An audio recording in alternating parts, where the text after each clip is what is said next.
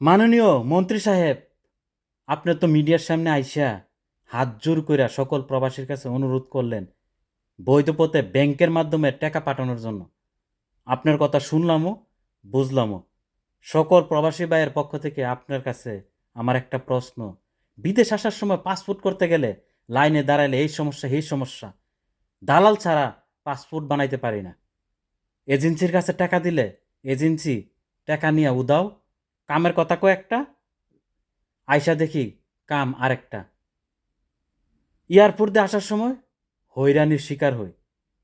বিদেশ থেকে যখন ছুটিতে বাড়ি যে যাবো নিয়ত করি, তখন গিয়া দিই বিমান বাংলাদেশের টিকিটের দাম সকল বিমান এয়ারলাইন্স থেকে দাম বেশি।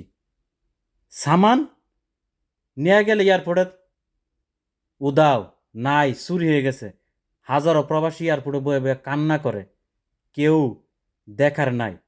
আমাদেরকেও তো আবার কেউ কেউ বলে আমরা নাকি মূর্খ, অশিক্ষিত, কামলা, এই জন্য আমরা বিদেশের মাটিতে কামলা দিতে আইছি। কই এগুলার শুনেন না তো আপনারা? কেউ তো এগুলার জবাব দিও তো করে না, এটা নিয়ে কেউ বিশ্লেষণও করে না। কি আমরা কি মানুষ না? আমরাও তো মানুষ। আজকে আমরা প্রবাসীর টেকায় দেশ দাঁড়িয়ে আছে। এখন প্রবাসীরা 2 সপ্তাহ টাকা দিতে পারে নাই, দেশ কোথায় চলে গেছে। আপনি শুধু নিজেদের কথা চিন্তা করেন না, আমরা প্রবাসীদেরকে নিয়েও ভাবেন।